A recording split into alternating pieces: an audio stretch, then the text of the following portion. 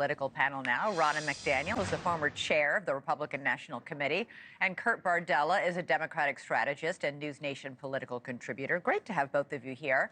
Ronna, I'll start with you. Americans on both sides of the aisle like the idea of cutting government fat, but let's talk about these buyouts. Tens of thousands more got an email from Elon Musk at 1 a.m. this morning saying the clock is ticking on this very generous offer, a once-in-a-lifetime offer. But also in that email, Ronna, was the line, payments are subject to availability of funds. A lot of these employees are afraid they're going to get stiffed. Well, I think the American people knew that President Trump, when he was running, said we're going to take a look at the federal government. We're going to see how bloated it is. We're going to create efficiencies, just like regular companies have to do.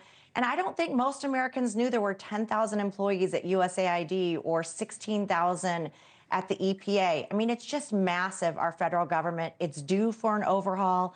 I think the courts were inevitably going to get involved, and we'll see what this judge does on Monday.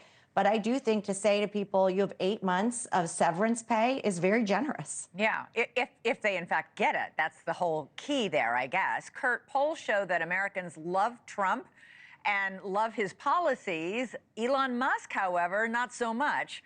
One Democratic congressman called him, quote, an unelected weirdo billionaire.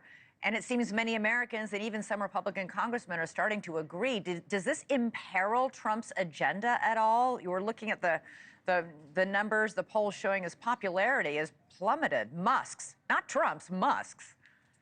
Well, I think as long as Trump's popularity doesn't fall and Musk stays, I don't think Trump cares about Elon Musk's popularity one way or the other. It's only if it affects his popularity that he might start caring about that. I think as far as Trump is concerned, Elon Musk can be the bad guy here. He can be the heavy hand that goes in and does the dirty work because Elon Musk isn't elected to anything. He's not on a ballot in 2 years or 4 years. So in that way, he's kind of the perfect hatchet man to have because you can't run him out of town. You can't run him out of office. He's actually too rich to fail. Even if you want to litigate him, good luck going against the richest man in the world's resources to try to slow him down or stop him. You're not going to be able to do it. Yeah, but Kurt, Trump said Elon won't do anything without my approval. But we do know that Musk doesn't report to anybody in any regular, detailed way. I mean, according to sources who describe him as a lone ranger who's running very, very fast. Here's how Politico put it this morning.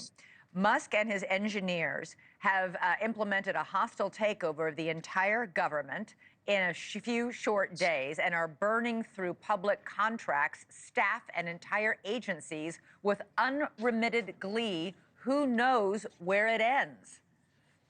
Yeah, I mean, here's the thing. When it goes well and right, Trump will take credit because the buck stops with him. If it goes badly, he'll say, well, he went off the reservation. He actually didn't tell me he was going to do that, and that shouldn't happen, and we're going to make sure it doesn't again. It's kind of the perfect thing, again, the balancing act for Trump because Elon's going to do whatever he's going to do. And really, it's going to be incumbent upon Congress more than anything to provide some of that scrutiny, some of that oversight, some of that check and balance. I can assure you, the former Republican oversight staffer in me would tell you, if this were going on when Barack Obama was president, then Chairman Darrell Issa, committee members like Jim Jordan, Mick Mulvaney, Mark Meadows would have been the very first to call hearings, subpoenas, and find out what is this unelected person wielding this much authority really up to. Ronna, what do you make of the fact that even some Republican members of Congress are starting to get annoyed? You know, I think the proof's going to be in the results. And I think the American people are waiting to watch and look and see if there are results. I think most Americans right now are waking up saying, I can't afford the cost of living. Life is unaffordable, insurance, the cost of eggs. And so they're looking at the government and saying, you know, it's fair that they should be cutting costs when I'm cutting costs in my own household. And if they're doing this to save taxpayer dollars, that's the right track. So I think it's so early, and I think there's a lot of news around it. But the proof is going to be, do we actually cut costs? Do we start make savings and making life better for the American people? That's what they want to see. Ron, thanks so much for watching. Go to joinnn.com to find NewsNation on your television provider. And don't forget to click the red subscribe button below to get more of NewsNation's fact-driven, unbiased coverage.